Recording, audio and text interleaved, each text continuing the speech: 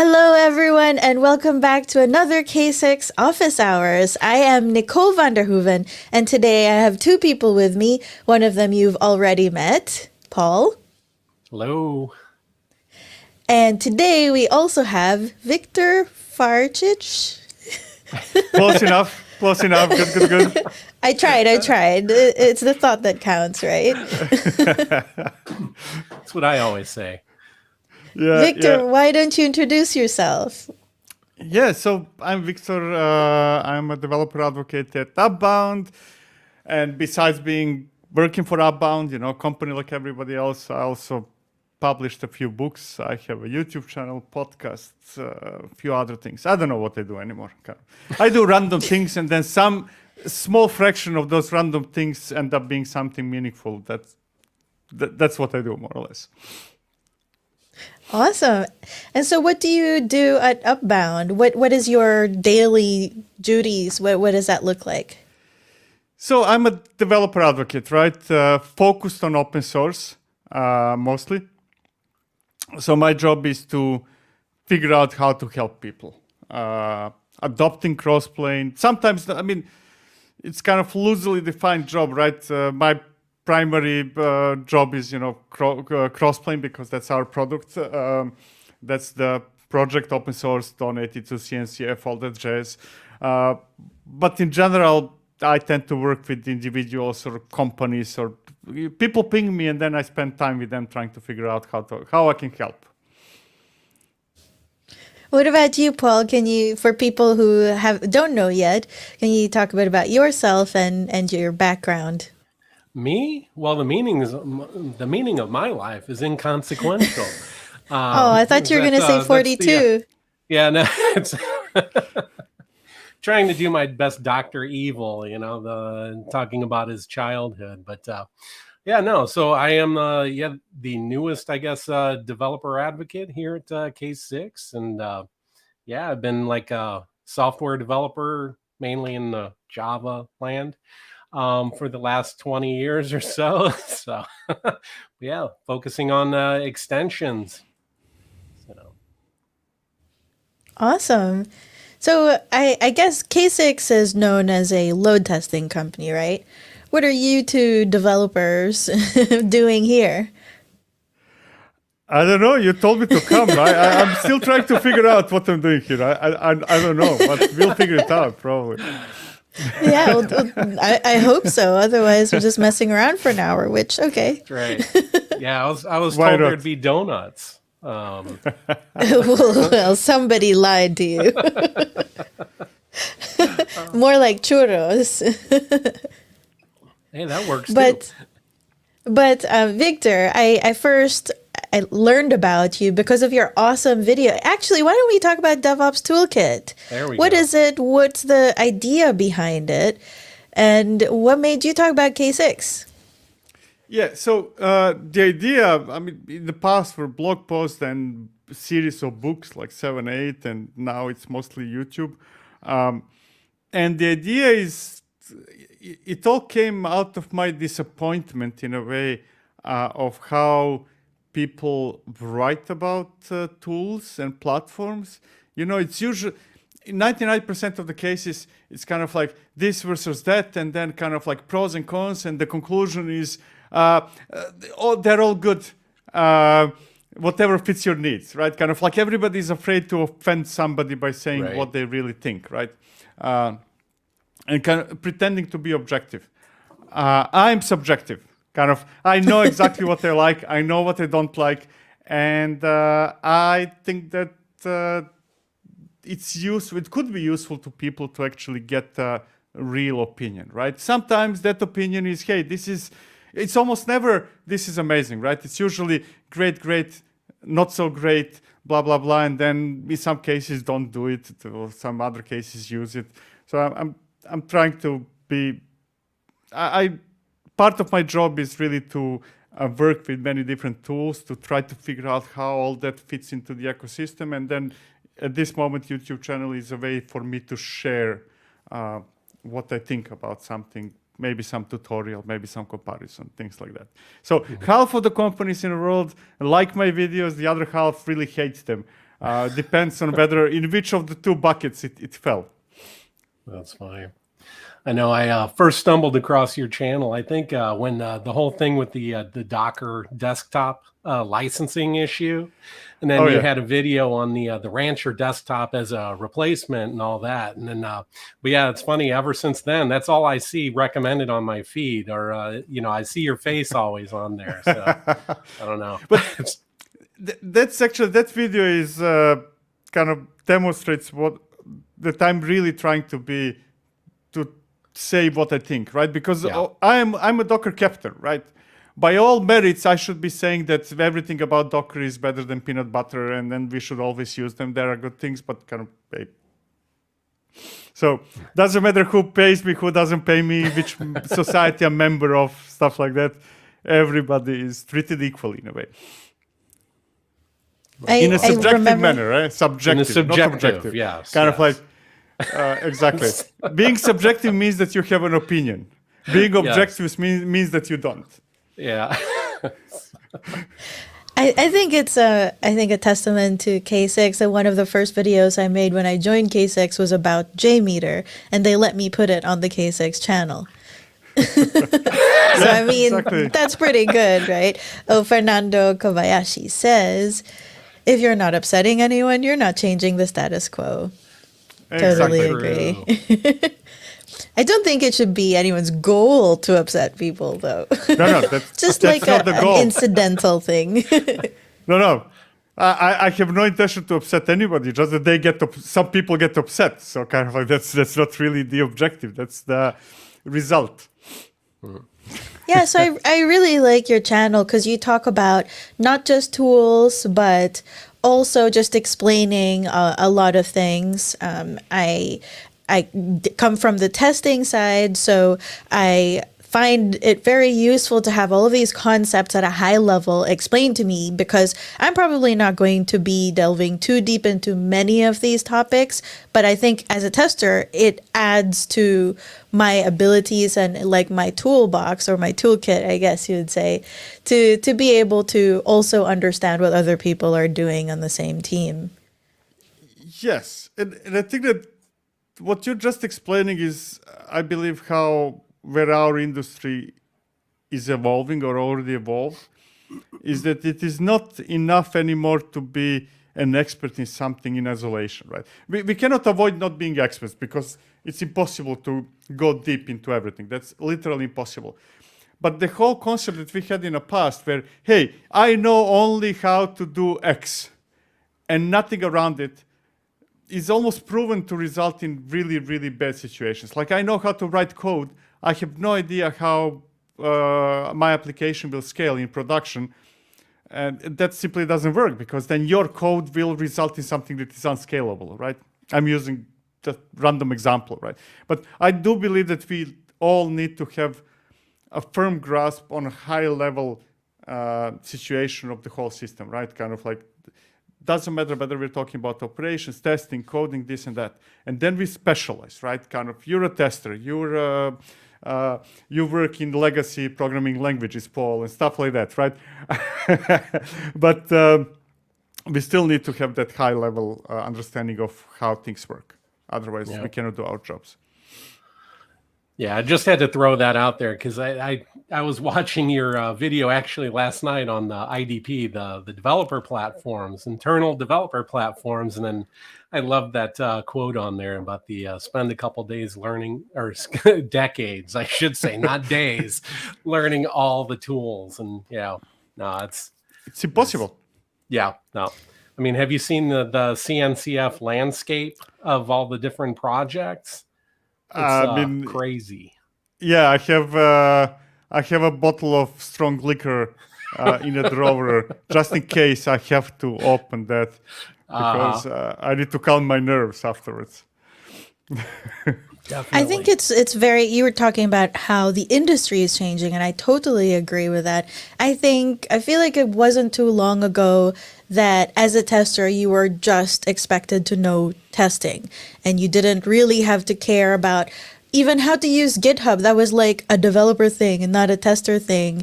And you didn't have to think about like how to deploy things, or even CI/CD, which spanned everything. That was not seen as a primarily testing activity. But I do think that these days, as a tester, you need to be able to understand a lot of these concepts because, like, am I going to be in charge of maintaining or monitoring a Kubernetes cluster? Primarily, no, probably not. But it's so useful to know about Kubernetes so that I can spin up my own environments to test, so that I can look at configuration files and know where the issues might be even before I test an environment. So I don't think you have to go all the way in. I can code, but I don't consider myself a developer. And I still think that it's important for me to learn that stuff. So I wonder what it is from the other side. Like, what do developers think about testing? Like, where is there still a separation between developers or DevOps and testing, and maybe even test ops? Depends from company to company. It kind of, yes. How do you think it should be? So I think that if somebody is working in a testing department in a company or ops or anything else, that's wrong, right? It's really about having a team capable of delivering something from beginning to the end. That's my definition. That's what we are doing, right? Now, what is the ratio in that team, whether there is one tester, one developer, one ops person, or all three of them do everything, or any other combination, I don't care. Those are the details. But as soon as we start or go back to the past where we say, hey, I do this and then I pass it to you and I forget about it until you actually pass it back to me with complaints, that simply does not work. It's normal, kind of like, don't misunderstand what I'm about to say, but if I'm pretending now to be a developer and you're pure kind of like pretending to be tester, and then I send you the code and then 3 weeks later you tell me this does not work, of course I'm not going to like you. There is no way I'm going to like you. If you help me actually deliver the code that works, then we are talking about being friends.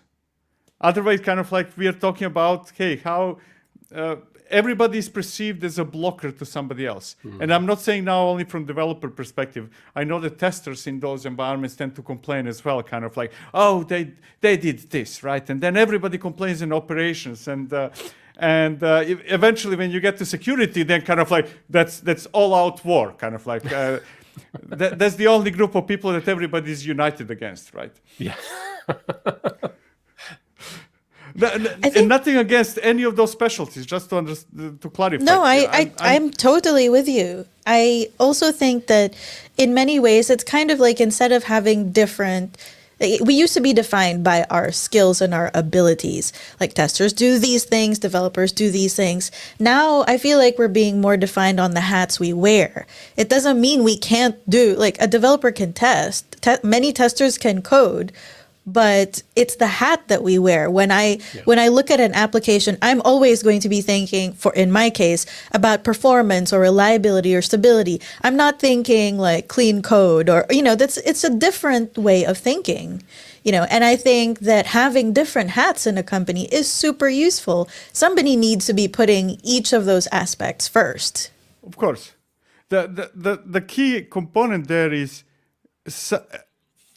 it's so complex that nobody can understand everything, so we have to be specialized. There is no doubt about that. Now, the question is whether you're specialized in something and your goal is to help others with that something. Like, kind of, are you helping developers to write better code? One way or another, kind of like whatever the help means. Or you're preventing developers from reaching production with bad code. Kind of like it sounds like the same, but it's absolutely not the same, right? Or you can define it kind of like, am I acting as a policeman that will prevent things from happening, or am I acting as, I don't know, like helping, right? Yeah. Yeah. Yeah. It's all about continuous improvement and trying to, bring in those, those measures or the safety measures or whatever you want to call it, quality standards, bringing it more to the left, the whole shift left Yeah. thing. So that's when it's the cheapest to do those changes as well. Exactly. And a big problem in those stories, I think, are OKRs, objectives, right? If we are measured by how good is something for the benefit of the company, that's amazing, but that rarely happens. If we are measured by what we do, then that's very dangerous because I can say, hey, it would make a lot of sense. And I had those cases a long time ago, kind of like if we measure testers by the number of bugs they find, right? Then you're going to have thousands of bugs, right? Yeah. You're going of to report course. a bug for every kind of like, okay, so instead of this page does not load, you would say the field in this page that doesn't load is not there. Kind of like, and be a second, and sounds like I'm attacking the testers. Nothing to do with any group, kind of. But No, I we think cannot you're be attacking measured- bad testers, which I would agree with. or any other group, just to clarify. Yeah.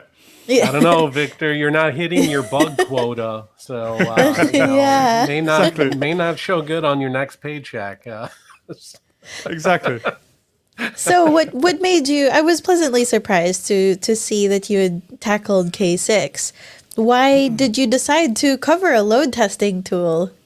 Because I didn't see anything else. I don't think you've done that before, have you? No. So I picked tools. So some of the tools are the tools I heavily work with kind of on daily basis.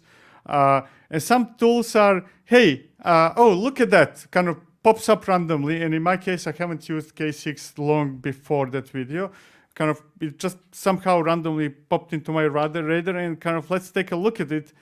And then, kind of like, because I do load testing, but it's not my specialty. So it's not, I'm not focused on that.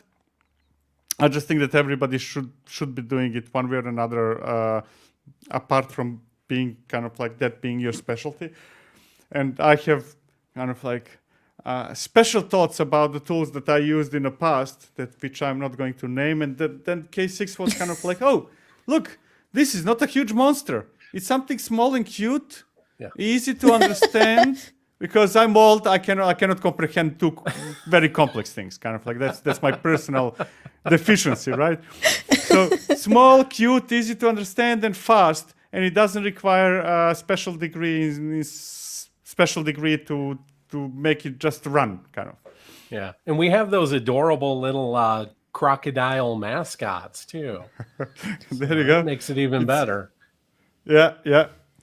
Yeah, we need to get you one of those, like what Paul's showing off right here. Except I don't know, in Italy that might be not looked upon nicely. I don't know. So we already established you cannot make everybody happy. Yeah, You you shouldn't can't be. please everyone. No. And you shouldn't be trying to either. But Victor, one of the interesting things that you said in that video was that you were very happy that K6 is not declarative, which I actually hear a lot the opposite opinion from DevOps people. Why do you think differently? I don't know. With YAML? So my logic is relatively straightforward, and it goes against quite a few tools. I think that declarative way of describing things is better than, let's call it imperative, when I want to describe the desired state of something, right? Kind of like, this is the state I want to have.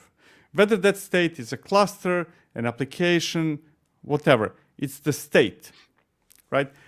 And I like using languages, imperative way of declaring logic, right? And now people go completely the other way around. Like, I will never understand 100% what's so great about using non-declarative way to describe infrastructure, like using Pulumi, or why would I use declarative format for something that obviously uses logic? If I need if and if-else statements and loops and all those things, I do not want declarative. And the other way around, kind of like if I have no logic, kind of if I just want to say I want ABC, then I don't want to write it in Go, JavaScript, or whatever, right?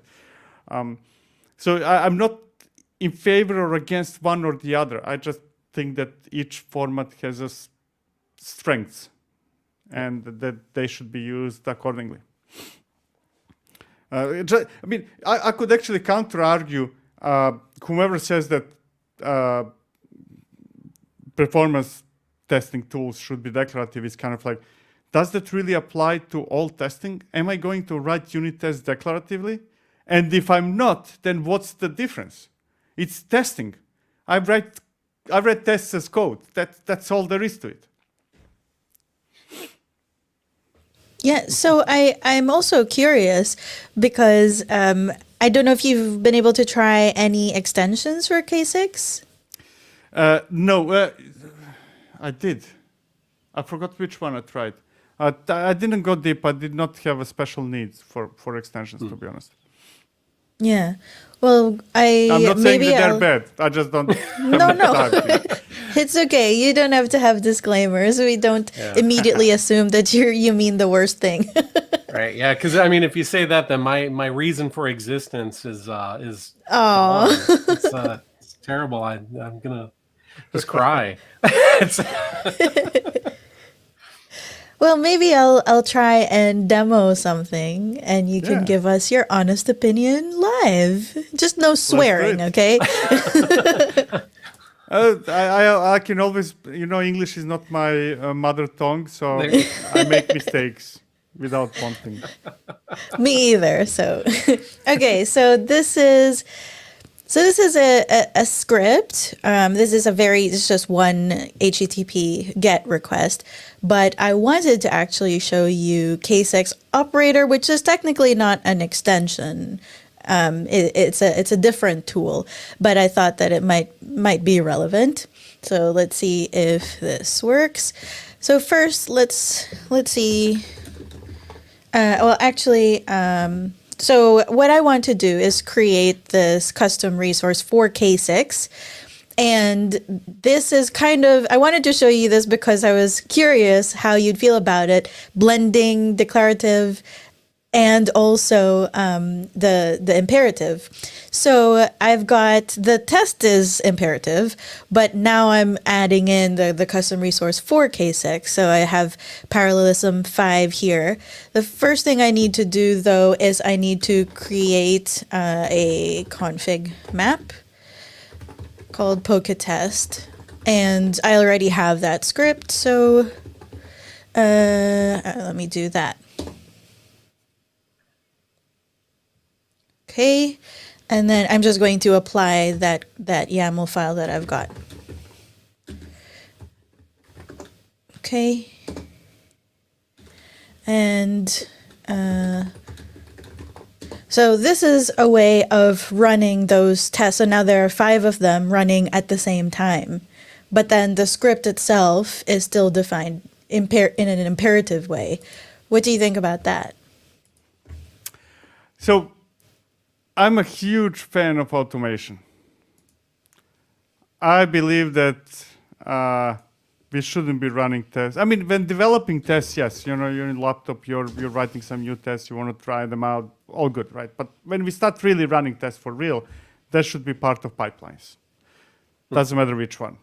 From Jenkins to, I don't know, whatever is the new, Argo workflows, doesn't matter.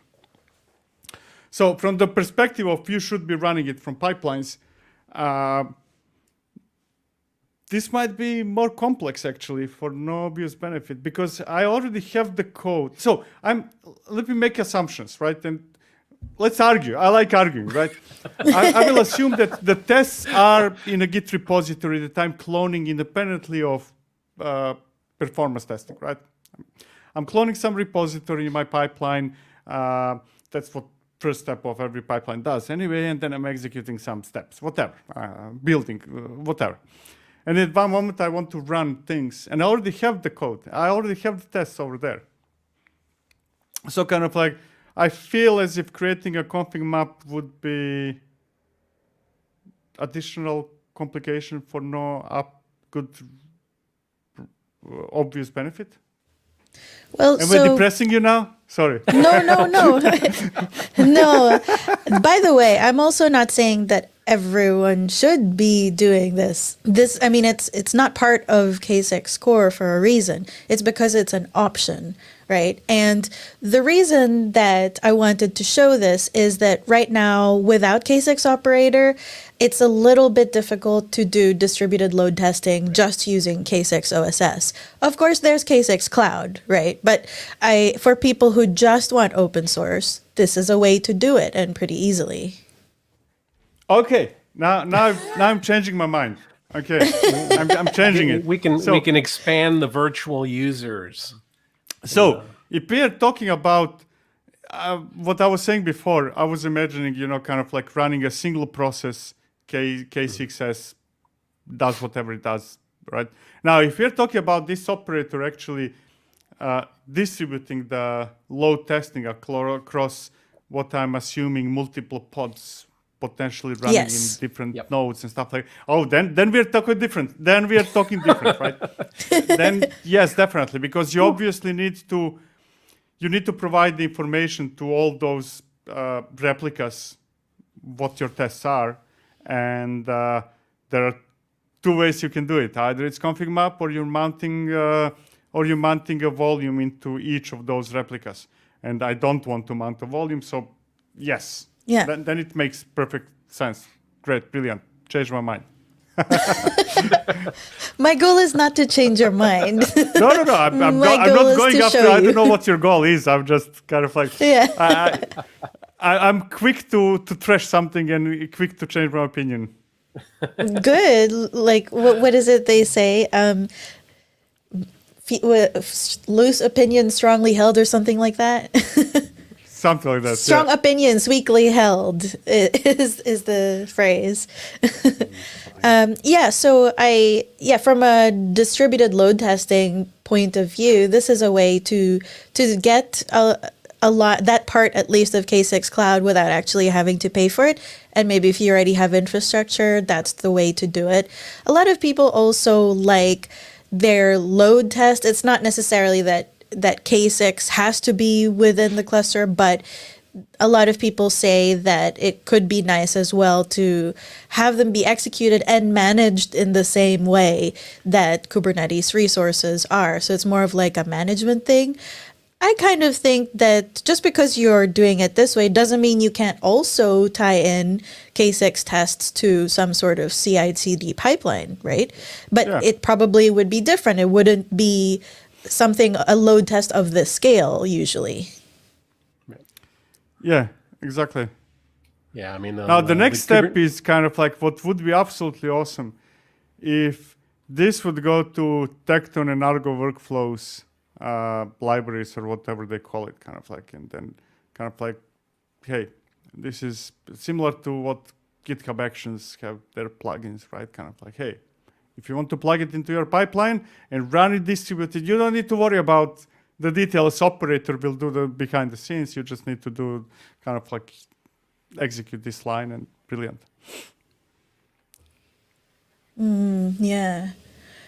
So can you explain that a bit more? What would you want to have happen?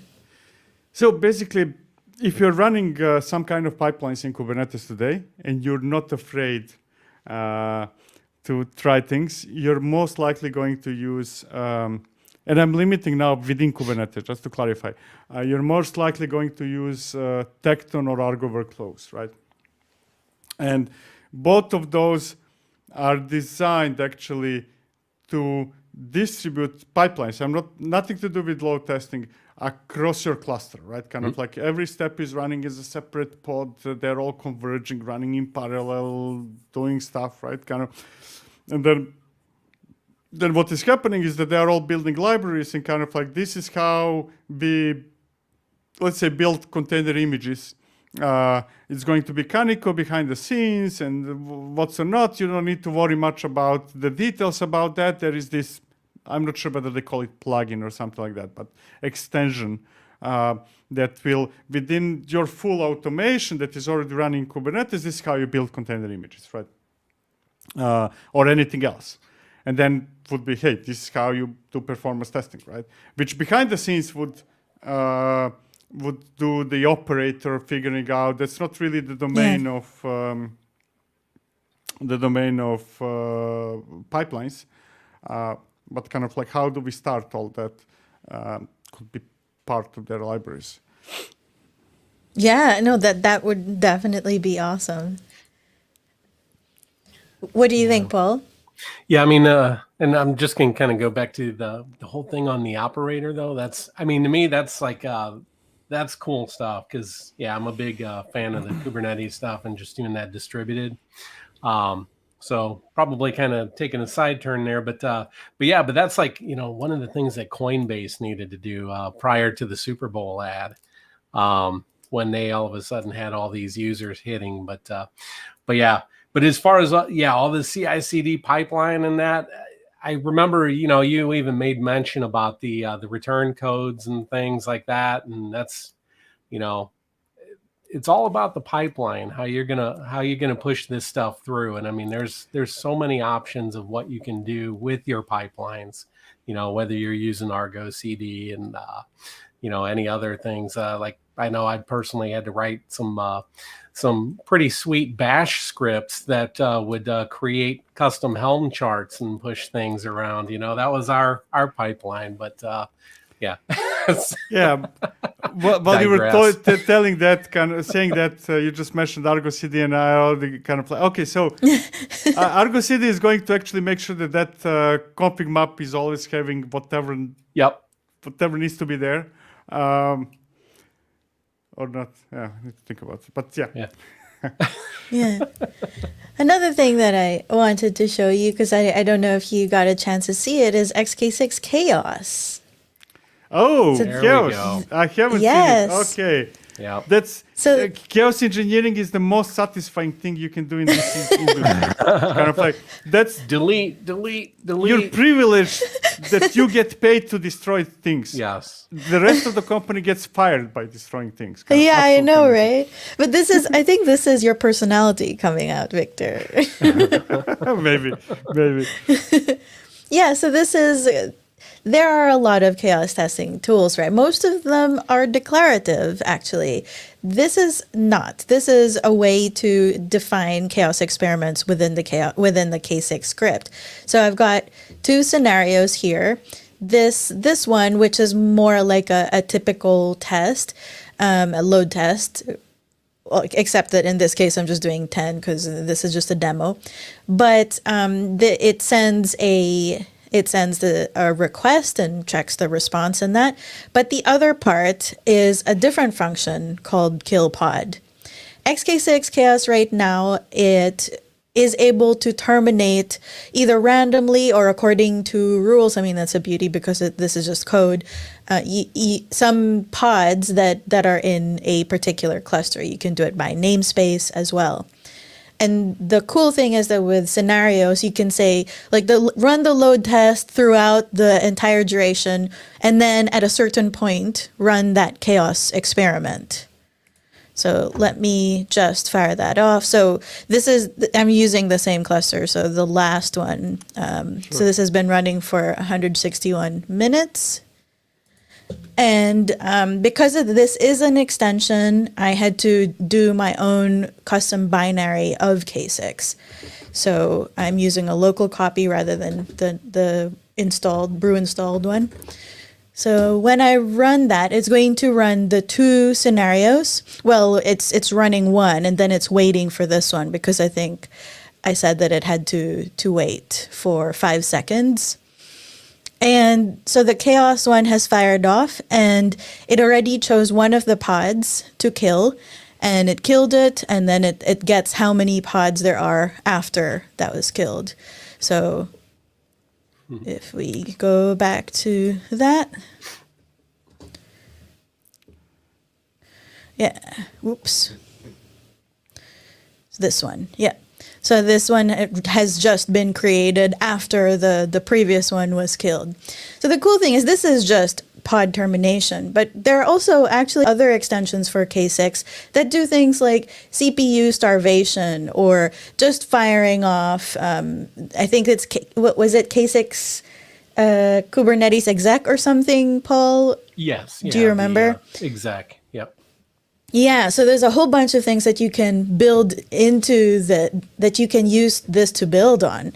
So I think that that's really cool. It's a different way of doing chaos and definitely not as polished as some tools, but I think there are also benefits to being able to define these experiments in the same testing script. Yeah, I mean, as I said before, I like writing code to write testing. Chaos engineering is really testing. Now, Yes, we exactly. can have a long conversation, kind of like what is from feature perspective missing, kind of like can I kill VM or no, which I understand it's on early stages, right? But Yeah. conceptually, yes, writing tests. The only thing I'm missing over there for you guys is kind of like to convert it to Go. Then kind of like I would go completely insane. We get that a lot. Look, it's hard. I mean, K6 is written in Go, right? I know. So we actually have this whole conversion layer just to be able to write in JavaScript, which is good for many testers and many like front-end developers who might not be used to who would already be used to writing in JavaScript, but might not want to learn like Go just to run a test. I'm kidding. Kind of. Are you though? No, I am. I mean, for a couple of reasons. First, there is a bigger pool of people using JavaScript than Go, so kind of like the reach is bigger. Second is that I don't respect developers who are incapable of doing simple things in a language that they haven't used in the past, right? Kind of. I haven't.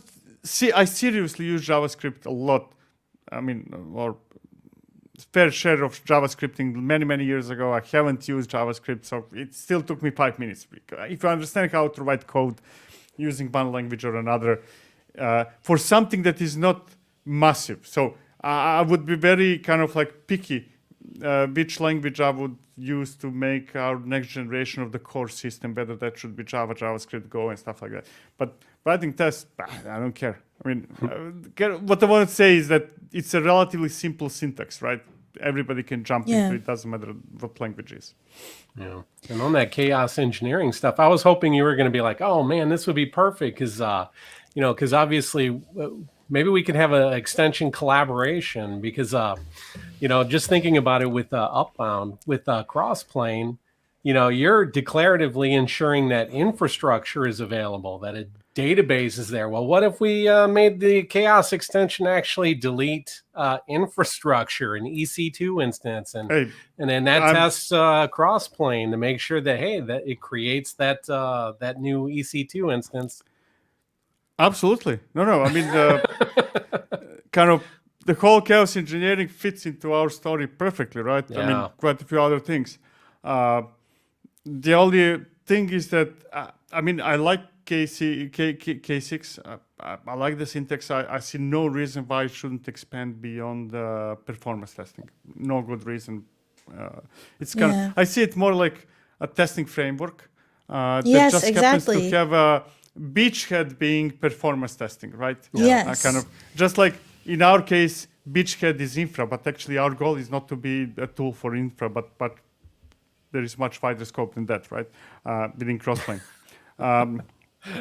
Now the real challenge there is when we are talking, and this is a challenge for absolutely every chaos engineering tool that I use so far. You can accomplish a lot with directly in Kubernetes, and that's relatively straightforward. Once you go into providers, like I'm going to start doing stuff in AWS, that's like thousands of APIs that nobody understands. Kind of like it's just insanely difficult to actually cover, let's say, AWS. Kind of it takes years of dedicated effort. So kind of that's a real challenge. How can we, through K6X or anything else, any other tool, kind of how can we get that coverage that I can really kind of start destroying things? Well, What do you think, Paul, about writing chaos experiments in this way rather than I mean, it being declarative? yeah. I mean, obviously, if you're repeating this stuff, um, through the pipeline to make sure, I yeah, I mean, I don't know. I'm one of those ones where it's like, I think Victor even mentioned it, maybe or implied it earlier. Is use the right tool for the right tool or the right scenario, And then for these tests, yeah, I don't feel like the declarative configurations are usually the easiest thing to do. I mean, because in this case, you're wanting to kill a pod or whatever, invoke some. I know in the one, it's like there's some randomness in there. You can't really do that with the declarative. Yeah. So if you do want to have randomness in there, you can't really do that unless you're That, doing the logic to create your declarative configuration, and then injecting that. So you can do things crazy.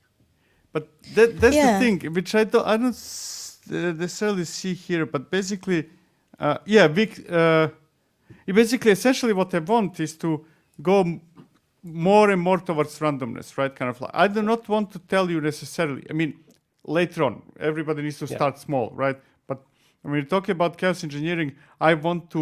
Ultimate goal is to get to random. I'm not going to even tell you which pod Right. I'm going to kill. Yep. I'm going to kill a pod. I mean, pod is not the best Yeah. example. Service, in weather, kind of like that can cause damage, right? A random one. Now, for me to do that, I'm ignoring now. I'm not even watching K6, right? What I want to do is say kill pod, return the output of what you just killed, so that I can store it in a variable, and then I can use that variable to figure out whether that's something recuperated. I'm inventing a random use case here. And that's already that's imperative. I want to do something, store the output of that something, use some kind of conditional to check whether that something is actually came back to life or it didn't. That's, to me, in my head, that's pure conditional logic, right?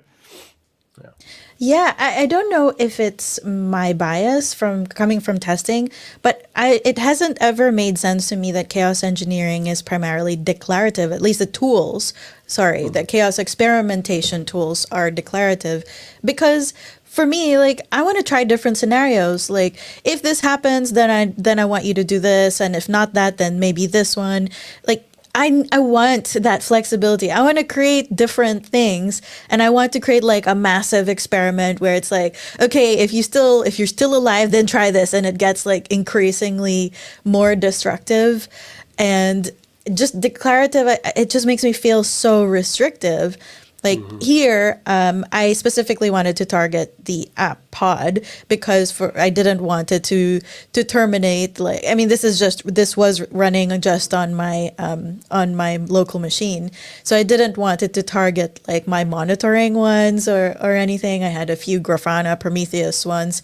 But I love that I can do these things. And I think actually in the last version, I can't even remember it. I added it to XK6 Chaos, but I know that I did like a kill random as well, and then I made it so that it automatically checks. Like here, these ones are in the script, but now if you download XK6 Chaos, it'll do it automatically where it already prints out which one you killed, and then it checks to see if that one that you killed is still there or if it's not. And then it says how long it took before it was replaced. That kind of idea. I just love the idea of being able to build up a chaos experimentation suite. Yeah. I think this approach is what I most like from chaos experimentation tools. I know that there are a lot out there. Maybe I'm in the minority, but I need the flexibility. Yeah. And I mean, that's with the chaos engineering stuff. I mean, that's where the randomness kind of fits in pretty well. That's why a lot of times I get that little shiver up my spine when I see some of the randomness with the load test or something like that, because that's when, okay, you're just introducing another variable with that, the randomness. Like, if we have different sleeps, if it's not repeatable, the same setup. So I don't know. And so I guess, I don't know, chaos, randomness, cool, good. We could do some, maybe, I don't know, somebody a lot smarter than me can hook up some machine learning type stuff where, based on how the system overall reacts, you can change things a bit more. But, but more on the shifting left, that aspect, I like more the fixed, you're doing the same thing, you're ensuring that. And then, later on in the process is where you can throw in the randomness. That's, I don't know. That's my crazy talk. I think that major difference is that the times changed, and now there is a more or less universal understanding that everybody in our industry writes code. Now, how expert or proficient you are, that's a different thing, right? Sure. But some form or another write code. That's universally accepted today. It should be, at least. It wasn't in the past.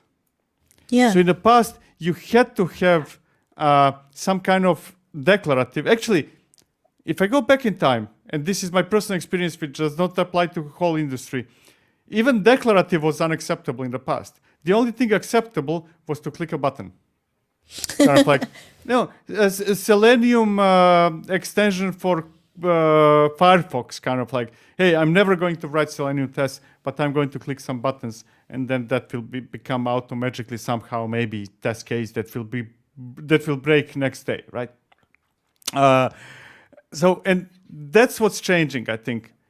Everybody is expected to at least have basic understanding how to write code and read code. And so the motivations for declarative versus imperative, or code versus, declarative is code as well, just to clarify. If it can be interpreted by a machine, it's code. Yeah. But that bias was more like because it was difficult for many people, many different groups of people to actually do anything that is not in declarative form. But now it's not. My daughter is 12. She writes code in Scratch now for school, so she That's can do awesome. it. You can do it. Yeah, my nephew in Singapore has been writing in Python since I think he was 14. I mean, times have changed. Exactly. Paul, I don't know, so we didn't get to really talk about the video, but everybody here should watch Victor's video. I already linked it in the chat. Victor, one of the things that you said was that you really came across K6 through Grafana. Mm-hmm. So I assume that you use Grafana and Prometheus, I think you mentioned? Yeah, Prometheus is... You cannot not use Prometheus. Let's start with that. Yeah. If you're using Kubernetes, simply because it's not about the choice. Many of the things today that you will be using Kubernetes assume that there is Prometheus with metrics, and then if you're lucky, over time, that same tool might develop capability to read metrics from other places, but Prometheus is considered kind of like what every single tool that needs metrics starts with, right? So if you want to do canary deployments with this and that it's almost certain that you can do it with Prometheus, and others maybe not, who knows. So Prometheus is unavoidable within Kubernetes, apart from being absolutely awesome. And Grafana, I don't know if there is anything beyond. I haven't used anything that is not tied to a specific storage or backend or database beyond Grafana. Kind of like, you guys killed the market. There is nothing besides Grafana that does something like that. There are dashboards, kind of like, you can go and use Datadog and you get their dashboard. So, and I'm not entering now into the game what is better, what is worse. But if you're looking dashboard for metrics that is not specific to a certain backend database or storage, it's Grafana. Yeah, so well and done. I really love Grafana's attitude on this. We were talking before the show, Victor, about how the attitude since the acquisition. One of the things that I really love is Grafana's philosophy is not let's dominate the market. It's more like let's make sure we can work with everything. Doesn't matter if they are strictly competitors or something. The big so tent that's a good thing. philosophy. That's Yeah. that's how healthy open source works, right? Yeah. You have a company on top of open source. It always needs to be, because you need to have maintainers that are dedicated to that project, and those maintainers need to get salaries. So you need business on top of open source. But open source itself, excluding the layers on top of open source, cannot be locked into something, right? Because ultimately it's not even you guys who are deciding where Grafana open source will go, right? Kind of like it's open source, and it's healthy and it's good. Yeah. But yeah, with that perfect segue though on the Prometheus, we were going to show one of the extensions that we have, and let me get to here. But yeah, so this is actually something that I've been working on here lately. It's I didn't create the extension, but I've been working on some of the documentation and getting this a little bit more friendly for folks to use this locally to play around with. But anyway, but we have this Docker Compose file, which will go in and it'll stand up a Prometheus server, a Grafana server, and then you can run your K6 test, which will emit the metrics into the Prometheus using the remote write feature for Prometheus. So anyway, let me go ahead and then let's fire this up here. I'm gonna again, this is a Docker Compose, and I've got, let's see, here we go. I don't know if do you want to share that, Nicole, if you have that URL? We can, Of the post GitHub that. one? Yeah. It's, we I have just that. did. Okay, thank you. But yeah, so I'm just going to go ahead and do my little Docker startup here, and then I'm going to make this a little bit larger. I have just a couple images here. But what will happen here is that this actually builds up it'll compile this, I guess, custom K6 binary using this extension. And now one of the nice things too with this particular Docker Compose is that you don't actually have to have a Go development environment set up locally for this to be able to do this, to build this. So if we just go here and do a Docker PS, we'll see that I've got Prometheus running and Grafana running right now. I'm going to go ahead and I'll just, and I have these little shortcuts here for me, so you don't have to watch and make me sit here and type the wrong thing. And but that's the fun part. I know, right? That's why I am not good with pair programming. I'm like the worst with pair programming. Yeah, but that proves that you're a human and not a bot. Right? But yeah, so I have this nice little Docker Compose this command here, which is going to take this script and it's going to actually apply it against my locally running environment here. And actually here I totally ignored my notes here, and I did not open my Prometheus instance. There we go. And my Grafana instance. And what I did too was this will preload a dashboard in here. But if you see here, this is, again, running locally. And here's all these different metrics that are coming in from the execution of the test here. But the more fun piece is Grafana. And I have it also, it's including this particular dashboard. So if you just pop into that, then we can see here that, here was from the execution. This was actually a pre-existing dashboard. So I just kind of pulled it in. I'm going to do some updates on it, make it a little bit more like our cloud offering. But yeah, you can pop in here and see all this stuff here, all these kind of fun little, there we go, little meters and things like that. So now I'm just going to go ahead and actually, let me go ahead and set this up so it'll automatically refresh. And now I'll go ahead and I will try. Okay, so here I'm going to go ahead and do it. I'm going to do it. I'm tempting the fate of the gods here. See, I'm already messing up my typing. And then I have ramping arrival rate, I believe. Okay, so there. Oh, see, look, there Is we it go. error rate? It's I think it's script plural in this particular one. There we go. Yeah. So see what happens when you tempt fate. So yeah, so I've got that script running here, and then we should start seeing some of the incoming metrics. Hopefully. Nice. There Looks we good. go. Here they come. So yeah, so now this particular test case came through. So anyway, so yay, fun. That worked. So now this is actually in that public repository. And then shameless plug here, just in case anybody's confused about those different, like what I had, the arrival rate, the ramping arrival rate. We've added some documentation here so you can see some of these patterns. But By we, he means he did. yeah, that's right. but- See, I'm earning my paycheck. So, but yeah. But to me, this is extremely interesting. This is a real deal in my book. So let me explain. I think that many people are taking performance testing the wrong way.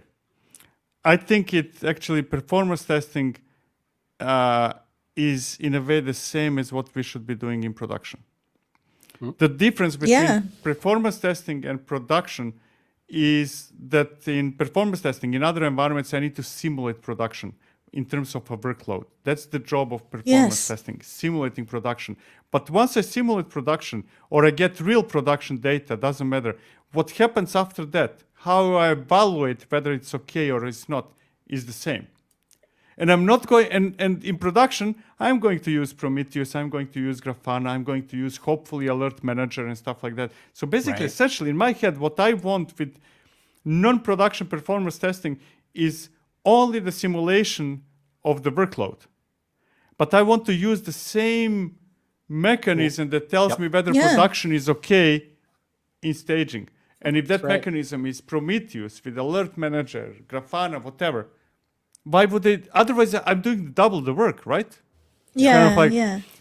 If I'm going to have something non-Grafana in not production and Grafana in production, I'm just building two sets of dashboards for no good reason.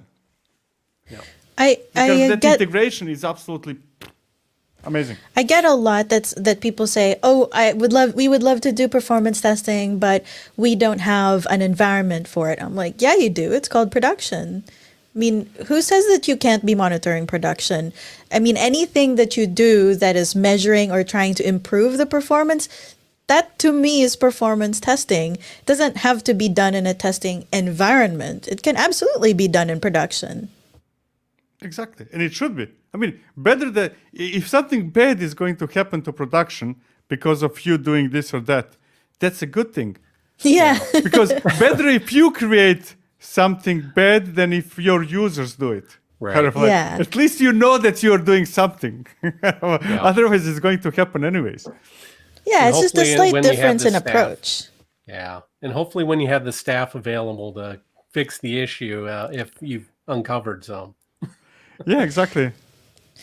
Okay, I think we are going to end it a bit early because I know Victor has a meeting to get to. Victor, thank you so much for joining us. You were awesome. We would love to have you again.